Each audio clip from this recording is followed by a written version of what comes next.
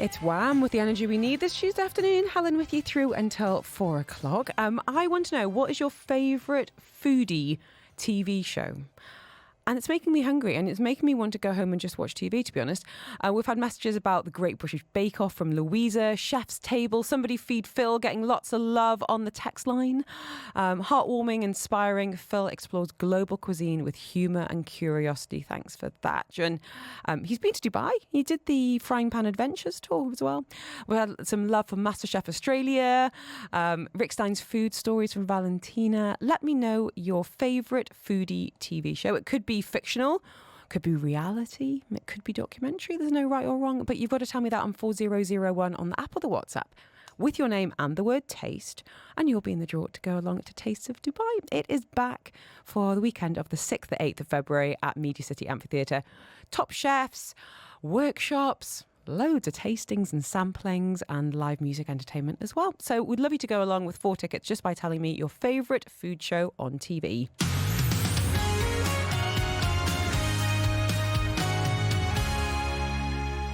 I was really young, like 3 years old. I always saw lots of really young content creators, and I asked my parents if we could do something like that. And we started as just like a toy reviewing channel, but now it's grown into so much more, like gaming videos and skits and educational videos. Ryan Kadji there, Gen Alpha's, I guess, kind of OG influencer. At the age of 13, he's got a net worth around $100 to $150 million. We're talking about, obviously, the costs involved in raising kids, and I think it's really important to think about the realities of that before you start a family and get an understanding. We know that we are seeing declining population rates, people choosing to have one child because they can't afford to have two, but also some of the pressures that can come in that you might not have budgeted for when it gets to those tween and teen years. The gadgets, we've been talking about beauty, comparison. Here's a question for you, Carol Glynn. In the studio, Carol's with us from Conscious Finance Coaching. She works with couples, with individuals, around really getting a sense of your psychology around money and putting things in place. So, Carol, we've had an anonymous message here saying, thank you so much for this. Our daughter's just turned 11 and she's comparing what she has to others and falling short. Others have pets, ponies even, phone, laptop, designer clothes. She doesn't go without. She's got a lovely bedroom, plenty of clothes, loving parents.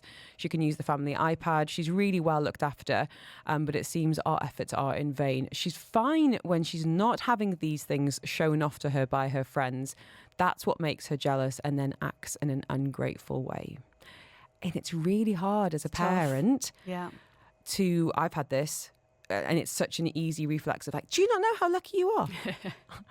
There were 4 channels when I was growing up. You know, to draw these comparisons between our own childhood but I don't think a lot of kids do realise just how privileged they are to be growing up in a safe country, to have, a loving parent, to have food in the fridge, to have, the internet turned on or the power turned on and, saying they're lovely clothes and what have you. And it's very hard to not respond in an emotional and even angry way when there are these narratives of it's not fair, why don't I have, which kids, even the nicest kids, can deliver in quite unthinking ways. They can, and even kids with a lot of things, even more than what was listed for this girl, will still go like that because we compare ourselves to others, and we naturally look to what other people have, especially as teenagers, and you're getting into that age and deciding what you like, what you don't like, It's a great opportunity to have a conversation with them and to say, okay, that's brilliant for them.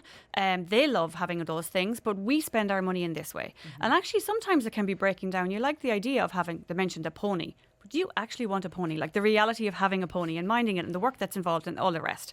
And, it can become quite comical because very often, like my kids will just laugh and go, no. So it's kind of bringing it back to reality and always bringing it back to, well, actually, what is important to you? While also really look at what you do have. We have to focus on gratitude for what we do have.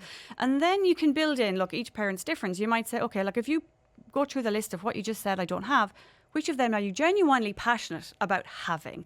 And let's create a plan. Maybe you can save your pocket money to buy it. But do you really want it? Or you just have this perception that person's really happy and it's great and that's what I want? But genuinely, because if you got it, is it actually going to make you happy? And also you've got to think about, and I mean this as an adult as well as what communicating with our children, at what cost? Yes, what's the trade-off? You don't know the hours that people are working to pay for that. You don't know what their credit card bill is to, No. for all of that. And that is a reminder to me and to any adult listening, because I think we get caught up in that as well. And I think it can be a great opportunity for the child to understand what the parents do for them, to even have gratitude for that. Say, look, me and your dad, we go out and we work these hours because for what's important to us is we go on holiday every year, or we do this and we live in this lovely area. You go to the school that you're doing and we're happy to do it. It's not a guilt trip. We're happy to do it. But you have to understand, we have to work for this. And I get this from my kids a lot, especially during the holidays, when, as we know, over the Christmas break, it was a month, and they got upset that I was coming to work. And I was like, well, listen, you get X number of days off from school, and if you're working in a full-time job, that's not going to match. So I had the whole well, why can't you stop working? Why can't you be a teacher so you're off with us? And I had to have a very quite grown-up conversation with them to say, my reasons for working are actually manifold. Yeah. And I'm lucky to love what I do. But let's be honest, a lot of it is to do with us being able to have to build the life that we want. A 3-bedroom house, and so I can, drive a car and we can go on a holiday and whatnot.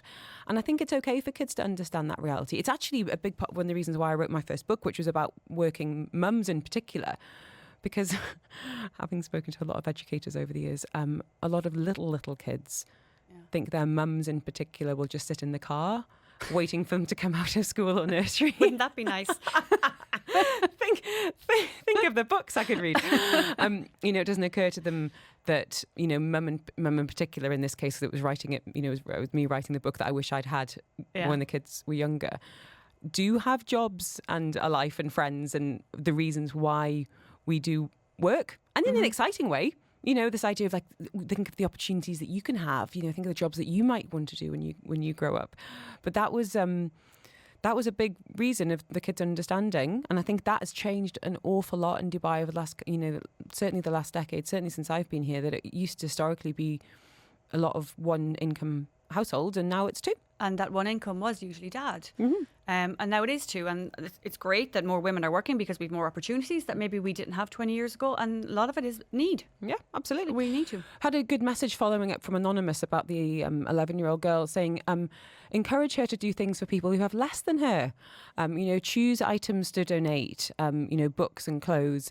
I think that is a lovely suggestion. And again, it's not about poor them, pity, what stuff are you going to give? It is about understanding. It's balance. Exactly. Yeah, and we don't get much opportunity for that here. That maybe if I was living in Ireland, my kids would have friends of all, lines of wealth.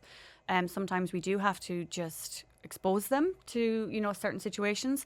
And the other thing it can be is, she's 11 now. Okay, if you want to, and if the family obviously has the finances for this, if you want to save for something or do extra chores, earn it.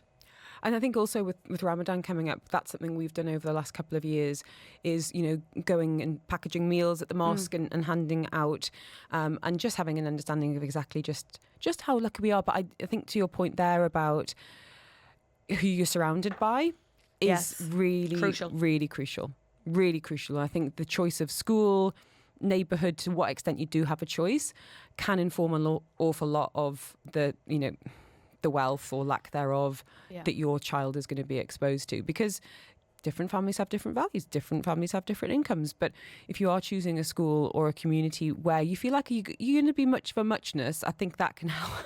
It really does make your life easier. Yeah, it really, really can.